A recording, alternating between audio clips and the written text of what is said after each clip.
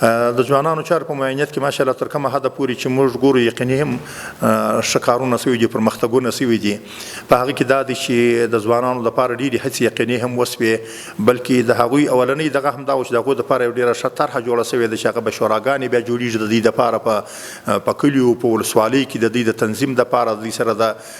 وظیفو ته د هغوی داخلېدل او اقتصادي بخش د دوی په نظر کې نیول د دې دپاره ډېر کار سوی دی او هغه طرحه جوړه سوې ده. هغه راجع سوه سیاسي کمیسیون ته، سیاسي کمیسیون پر هغه باندې بحث وکړي، د هغه د نظر ووتله، بیا امیر المؤمنین حفظه الله ته ولاړه، د هغې خوا هم را خلاصه سوې ده، اوس عدلیې وزارت ته راغلې ده. د هغه نه وروسته پر هغه کار شروع کېږي. هغه ډېره غټه طرحه د ځوانانو په برخه کې او امید ورکوونکې طرحه ده چې انشاءالله هغه دپاره په ډېرو ځوانانو ته په هغه کې انشاءالله د هغوی د انسجام، د هغوی د استعداد د لوړولو، د هغوی ته د کاري او د دوی د اقتصاد په نظر کې نیولو طرحه ده. انشاءالله هغه به هم دا خوا سره خلاصه شي او آینده د کار دپاره به کار کوو. پیل سږ کال چې موږ بیا هم دغه دپاره چې کوم کارونه سوي دي، تقریبا موږ په 14 ولایتو کې د ځوانانو هغه تعلیمي مرکزونه فعال کړي دي چې پخوا به یا داسې وو کمپیوټرونه بیا د هغوی ضایع سوي وو په تحول په وخت کې، او یا داسې وو چې د هغوی ضرورتونه په کښته لږ کچه باندې وو. نو بیا معین صاحب هغې ډېر کوشش وکړي چې هغه ته تقریبا ډېرو ولایت ته ډېر کمپیوټرونه واستول، هغه یې ورفعاله کړل، هغه په کار باندې شروع وکړله او دوی خپل په دغه 14 ولایتونو کې تعلیمي مرکزونو سره ډېر شاګردان، په سوونو شاګردان تقریبا استفاده یې وکړه، هغه به رخصت کېدل، نور ته داخله ورکول کېدله. همداراز تقریبا د 300 په شاوخوا کې محصلین د مختلفو ولایاتو څخه په کابل کې لیلیه دي اوس فی الحال چې هغه د لیو اوسېږي په کابل کې او دوی هغه زده کړي او دوی دپاره هغه پروګرامونه و دوی ته ویل کېږي چې هغه دوی دپاره اړین او ضروري دي. دا هم یو پرمختګ دی هغه دپاره د ځوانانو په بخش کې. او بل مهم ټکی بل هم دا دی چې تقریبا شاوخوا فکر کوم چې ما مخکې ویلي د شاوخوا د 15 پوهنتونونو سره دوی لاسلیکونه وکړله چې هغه ځوانان چې هغه په افغانستان کې دی اقتصاد کمزوري وي، پوهنتونونو کې د پیسونو ورکول په کوم رشته کې چې دوی داخله غواړي، پیسې ډېر لګېدلې، نو هغوی سره بیا دوی تړونونه وکړله چې هغه د فیصدي راکموي. نو چا ډېر یې راکمې کړي، چا لږ راکمې کړي، خو چې دوی د وس د توان مطابق یې هر څوک بیا هغه پوهنتون ګوري او هغه ته ځان برابروي، بیا راځي هلته داخلېږي. دا هغه مهم ټکي د ځوانانو په بخش معاینت کې وه چې کوم موږ دغه باندې ذکر کړله. بل د ځوانانو په بخش کې داسې وي چې تقریبا دا په 40 ولایتونو کې د هغوی دپاره د سیرت نبي صلی الله علیه وسلم په بخش کې هغوی دپاره سیالۍ جوړې سوي دي. دا یو ډېر مهم دی ځوانانو دپاره چې هغه کې ځوانان په دې کې سیالي کې سیرت معلومات ورته وسي، یعنې چې یو مسلمان د هر مسلمان دپاره دا تقریبا ضروري ده چې سړی په سیرت باندې پوه شي څنګه ژوند تېر سوی دی په اسلام کې، چې صحابه کرامو د رسول صلی الله علیه وسلم وخت را تېر سوی دي، پر کوم بنیاد باندې را روان او څنګه. نو هغه سیالي کې د ځوانه طبقه د هغوی سیالیو کې د معلوماتونه هم دوی ته حاصل سو، بیا سیالۍ کې جوړې سوي دي، چاته به چې جوایز هم ورکول سوي دي په ولایتو کې د دوی د تشویق لپاره. همداراز انشاءالله آینده دپاره موږ نور هم په نظر کې لرو چې نه یوازې دغسې د سیارت په باره کې د دې دپاره سیالۍ جوړې سوي دي، موږ غواړو هم دغسې د کمکور دپاره هم دغسې امتحاني سیالۍ جوړې کړو چې هغوی خپل کمکور د امتحانونو دپاره آمادګي ولري، هغه دپاره جوایز په نظر کې ونیول سي. هدف دا دی چې ځوانان تشویق سي، هغوی خپل استعدادونه په کار واچي، هغوی دغه الکتروني یا دغه شیان باندې چې پر هغه باندې وخت ضایع کېږي د هغه نه یې راوګرځوو. دا هغه برخه شو چې د ځوانانو په معاینت کې څه نکات ما وویلې او نور بیا معین صاحب تفصیلي انشاءالله تاسو ته معلومات له درکړي. که په دې هکله باندې چا کوم سوال هم بیا کولی سي. ورابطو بیا د ګرځندوی مالي او اداري چارو معاینت ته په هغه کې تقریبا چې دا دغه راغلې ده، دا کې 3 لکه 1,000 مهم ټکی دا دی چې موږ داخلي سیلانیان د یو ولایت او بل ولایت یا هغو ځایو ته تللي دي چې هغه ساحې دي چې هغه ساحې یا د لیدلو دي یا د خلکو زه ورته کېدی چې بامیان و نورستان و ځاځي اریوب و د هغه ځایو ته چې تللي دي چې هغه یا په شمال کې ولایتونه دي. نو دا تقریبا 3 لکه 1,000 دا ډېر کسان دي، دا هغه سیلانیان دي چې داخلي سیلانیان دي او دوی سفر کړی دي. نو د دې سره عرض دی چې دوی ورځي دا طبیعي ده چې هغه سره د خلکو خوشحالي او د خلکو حالت په کاروبار کې د خلکو په ژوند هوټلونه او ترانسپورټ پر دې ټولو باندې تاثیر اچي، ښه تاثیر لري چې دا کوم خلک وګرځي. او بل د خپلو خلکو خوشحالي، د خپلو خلکو چې یو ولایت بل ولایت ته ځي الحمدلله د امنیت احساس کوي، د خوشحالۍ احساس کوي. دا څو کلونه چې موږ تاسو په افغانستان کې هم دغه غمیزه روانه وه، اوس خلکو د خوشحالۍ ته راوتلي دي، غواړي پاکې چې وګرځي. پر ټولو خلکو باندې دا تاثیر لري، هم پر اقتصاد او هم روحي او هم د وطن پر خلکو پر ژوند باندې دا ښه تاثیرات لري. په دې کې بل مهم ټکی چې دی هغه د خارجي سیلانیانو دی. په تیر کال کې 2700 کسان سوي دي، 2700 کسان په تیر کال کې سوي دي او مخکې کال کې شو هغه 200. اوس چې کوم دغه اوسنۍ دغه چې روان دي چې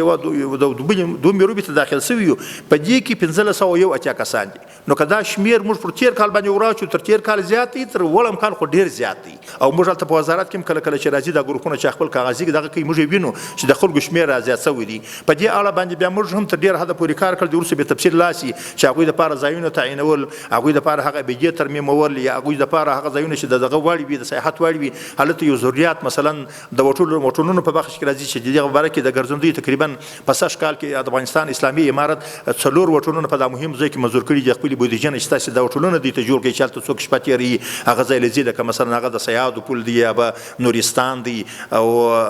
زازي اریوب دی، او بل کوم ځای کې او په غور ولایت د میناري جام سره دا هغه ځایونه چې په هغه کې د وټرونو نور د دې سره هغه داسې ځایونه وسایې جوړول د خلکو دپاره، یعنې په دریاب دغه بندونو کې د کښتیو ورول، دا هغه شیان دي چې هغه جزئیات هغه به وروسته راسو. نو دې دپاره دغه کار دا یو ډېر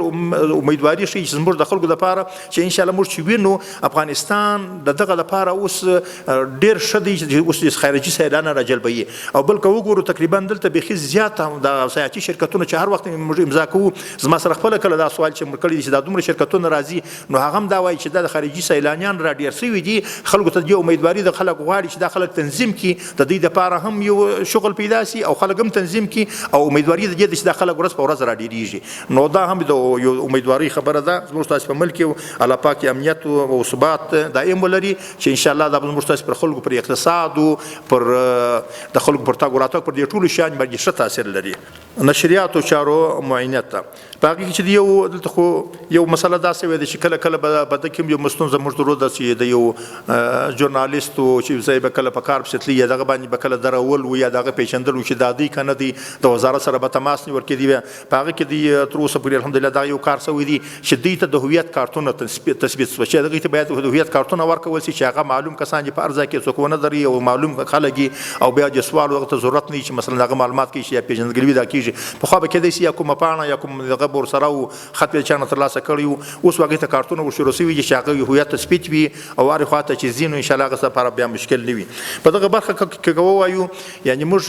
الحمدلله په تېر کال کې هم موږ نه د چا د زخمي کېدو نه د چا د مرګ د یو ژورنالیست خبر لرو، او دا ښه خبره ده. هغه حالات لاړه چې هغه شدت کله کله به راغلی یا کوم اختطاف پکې دی یا به زخمي کېدی یا به وژل کېدي، هغه شیان نشته. خو بیا هم نه وایو څه نه څه ستونزې به خامخا یو څه به څوک ولري. دلته یو ټکي ته یادوري کومه، کله کله یو څوک بندي کېږي نو پر هغه باندې د ژورنالیست نوم پروت وي. د دې په دې موږ باید پوه شو چې هغه چې د ده بند د ژورنالیزم په بخش کې نه دی سوي، هغه کوم بله حقوقي قضیه ولري، کوم یو بله مسله وي. اوس نو چې بندي سي نو د هغه خبر خو بیا ژورنالیستان ماشاءالله په دې باره کې خو د دې کار دغه دی، نو خبر په دغسې شکل باسي چې هغه ده ته ګټه وکړي. نو خلک موږ ته وایي چې څه شی د ژورنالیست نیولي دي. موږ کله معلومات وکړو هغه چې معلومات را سره شریک سي چې هغه جدا بخش د ژورنالیزم په بخش کې دی نه دی سوي چې دی په دې بخش کې د کوم دغه ده. البته هغه چې نور اړخونه سوي چې هغه حقوقي وي یا جزایي کوم بل پیښه سوي په هغه کې راغلي، اما په دغه بخش کې چې دی تر اوسه پورې دغسې ناخوشګوار یا داسې واقعات موږ نه لرو، او دا هم ښه خبره ده. او انشاءالله د دوی د مشکلاتو د حل دپاره هم ډېر کوششونه سوي د ټولو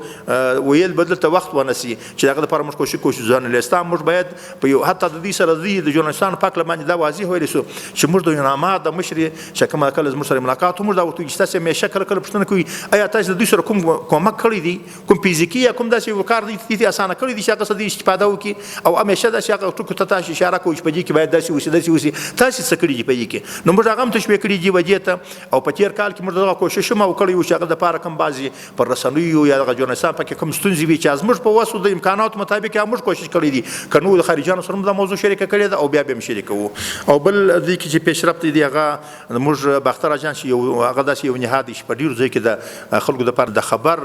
او د اعتماد دغسې یو سرچینه چې هغه نه سړی خبر اخلي هغه باختر اجانس دی. په هغې کې تقریبا تر 6 ژبو پورې اوس دوی خپلې ژبې رسولي چې په هغه باندې خپرونې کوي، او ډېر خارجي داسې دغه دي اوس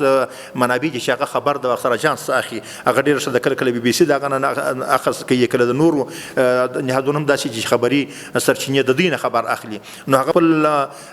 دغه کې پیشرفت راوستلی دي او د باندې خبرو دپاره هم هغه په پښتو، دري، انګلیسي، ازبکي، عربي، روسي، اردو، چینایي ژبو باندې تقریبا هغوی خپل خبرونې پیل کړي دي نو هغه تر پخوا قوي سوي دي او راپورونه هم هغه د منفعت او پروژې چې د وزارتونو دي هغه هم را اخلي او د مشرانو په کوم ځای کې چې کوم یو د افغانستان لپاره عام المنفعه پروژې دي هغه بار بار نشري او کوم هغه معلوماتونه چې په وخت کې یا کوم خدای نسته کله یو حوادث راځي دغه راځي هغه هم را اخلي یعنې کیفیت هم تر پخوا سوي دي او هغه اعتماد هم سوي دي او هغه درجې ته مر اوړي چې د خارج نه د هغو سره تماس هم لوسي خبر ځنې واخلي او په هغه کې خارج ته سفرونه هم راغلي دي او د خارجانو سره ناستې ولاړې هم سوي دي یعنې اعتماد و هغه اهمیت یې تر پخوا لوړ سوی دي د هېواد په 14 ولایتونو کې ټول ټال تقریبا 100 په شمېرو کې لرغوني آثار علمي سروې سوې ده یعنې 100 هغه ځای کې چې هغه تاریخي آثار نو پر هغه باندې هغوی خلک استول سوي دي او د هغوی ځایو سروې سوې ده 100 ځای ډېر ځایونه کې موږ تقسیم پر دغه باندې دغه سروې چې دغه دپاره خلک استول بیا دغه سروې کول بیا دغه دپاره حفاظت بندوبست کول بیا د خلکو پوهاوی دغه دپاره دا هم زموږ ستاسې دپاره مهمه ده چې هغه دغه نوي سروېګان چې د 100 ځایو سوي دي او په هېواد کې د بیلو بیلو ولایتونو د ملي موزیم ریاست ته د استول شوي پلاوي لخوا تقریبا په دې کې 4222 تاریخي او فرهنګي آثار ثبت رجستر سوي او رغول سوي دي دا هغه آثار دي چې هغه الحمدلله دا ته موږ دا اګاهي راکوي چې د قاچاق او د آثارو د قاچاق د مخنیوي د هغه د ترمیم د هغه د حفاظت د هغه د رانقلولو دا ټولې خبرې په دې کې شاملې دي الحمدلله د افغانستان اسلامي امارت نور بخښونه چې کوم زموږ عسکري قطعات په نور ځای کې اوسېدلي چې کله په لاس ورغلي الله دې وساتي هغوی موږ سره رابطه کړې دي چې موږ سره دغسې یو تاریخي اثر په لاس راغلی دي یا د بل چا نه نیولي یا په کوم ځای کې راوتلي موږ سره رابطه کړې هغه موږ موزیم ته نقل کړی دی رجستر کړی مې دی او دغه حفاظت سوی دي نو د قاچاقو مخنیوي ته د دې شان حفاظت ته اوس تقریبا د ټولو ذهنیت جوړ دی او تر ډېره حده پورې زموږ سره همکاري هم سوې ده نو کله کله دا څومره مخکې دغه کې چې کوم ځای کې یو وصي دی کوم د غرب څه دي هغه یو ځای کې راوتلي دي نو وزارت دفاع د ملګرو سره موږ خبر راکړي چې موږ غواړو چې رسما داسې داسې ته وسپارو چې هغه سبا په موږ دغه رانیسي موږ ته په لاس راغلي دي بیا یې راوړي موزیم ته یې نقل کړي ډېرې پیښې داسې سوي دي جزیات یې ډېر دي نو دا هم یو ښه خبر دی چې الحمدلله اوس ورځ په ورځ موږ خلک دې ته متوجه دي هغه چې پخوا به خدای نخسا یا شیان د باندې وتل لکه ډېر چې وتلي دي د هغه سره سوي دي ژغورل کېږي رجسټر کېږي دغه حفاظت کول کېږي نو دغه هم د خپل وطنوال دپاره ښه خبر دی او بیا هم زموږ خواهش دا دی د ټولو وطنوالو سره چې دغو شیانو په حفاظتو په نه قاچاقو او په هغه کې زموږ سره همکاري وکړي چې هغه په هر ځای کې چې وي دا نه پرېږدو ځکه دا یوازې دا د یو چا نه دا د ټول ملت شتمني ده او دایمي شتمني ده د دې دپاره چې خارجیان راځي د دې نه بیا لیدنه کوي او اکثره خارجیان چې راځي که تاریخي آثارو ته راځي د هغو د لیدلو دپاره راځي نو هغه شی موږ باید په خپل وطن کې وساتو او د هغې حفاظت وکړو پرې نه ږدو چې خدای نخسا هغه د یو شخصي چا دپاره دغسې استفاده وشي او په هېواد کې د 15 تاریخي ابدو د جوړونې څخه په کابل غزني زابل لوګر کندهار ولایتونو کې څارنه او ساتنه فلحال 15 پروژې داسې دي چې په هغه په ولایت پر هغه باندې کار روان دي د ملي ټلویزیون دې کې تقریبا 28 مستندونه دي جوړ کړي دي بعضې داسې کله په دې کې مهم ټکي چې ووایو کله داسې بعضې مستندونه یي چې هغه ته ضرورت اړتیا وي لکه مثلا یو مستند دې ته ضرورت اوس زموږ د وطن خپلو خلکو ډېر شکایتونه درلوده مثلا د اوبو په هکله باندې چې موږ سره د اوبو دغه نه کول کېږي د اوبو په باره کې موږ ته خپل رسیدګي موږ ته اوبه نه رسېږي او اوبه چې دي مثلا هغه ولسوالۍ چې د ایبل په پای کې پرتې دي نیمروز ولایت دی مثلا هغوی به د دې نه شکایت درلودې چې دا اوبه زموږ ضایع کېږي پر لارې باندې موږ ته خپل حقابه نه راکول کېږي هغه ورهاخوا ته په خارجي توګه باندې هم تاسې لیدلي چې مطلب خارجي او دوکیم بعضې چې د حقابه دعوه بیا کوله خبرې بیا کولې نو په دې باندې دي یو مستند جوړ کړي د معلومات یې وکړي چې دا واقعیت دی خلکو هغه چې نشر سونه هغه هر چا ته د خپل معلومات اوسي چې د سره اوبه نسته هغه خلک چې وروسته پراته وو د هلمند په پای ولسوالۍ کې وو یا په نیمروز کې وو هغو ته دغه مستند لري د معلومات اوسي چې هلته خلک دا وشي کدالي چې په کومو ساحو کې ده نو د خلکو تسکین وسو په نور ځایو کې داسې چې هغه به مفید وي د ملت لپاره نو تقریبا دغه مستندو کې دي کار کړی دی یو موضوع دا ده او بله دا ده چې په وخت باندې دي د هغه ملګرو چې په هغه فرهنګي بخش کې مشاعرې سوي دي په ټولو ولایتونو کې تقریبا د مشاعرې کېدلې هغه د وخت په وخت باندې نشرولې د ځوانانو د حماسي او د ځوانانو د راجلبولو د ځوانانو د چې هغه لیکو لوست راوبولي هغه ته د وخت په وخت باندې په ښه توګه باندې نشر کړي دي او همداراز چې کله کله غونډې جوړېږي تاسې بلدلي هغه چې د مشرانو د خوا یا کله تلینونه یا کله غټې غونډې جوړې سوي دي هغه د پلای په غیر پلای باندې ډېر ښه نشر شوي دي، هغه تقریبا تر ډېره حده پورې په هغه کې خوښي ده او د دې لپاره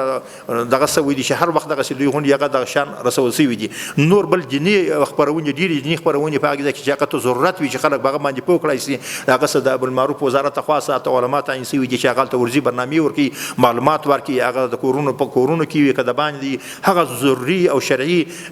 مسائل چې د خلکو ورته ضرورت وي هغه سوالونو ته جوابونه ویلي دي. نو په دې اړخ کې هم تر ډېره حده پورې نشریات په ډېره ښه توګه باندې وړاندې لا بیا هم پر دې باندې کار کوو چې دغه سلسله نور هم پراخه شي، چې د راډیو ټلویزیون د لارې موږ حتی په تعلیمي بخش کې هم تر ډېره حده پورې د راډیو ټلویزیون سره ډېر کار اصل شوی دي چې خلک په کورو کې دغسې استفاده وکړي چې یو شی واوري، تعلیمي بخش کې، په دیني بخش کې، په فرهنګي بخش کې، په دغه امورو کې ټولو کې تر ډېره حده پورې ډېر کار شوی دي.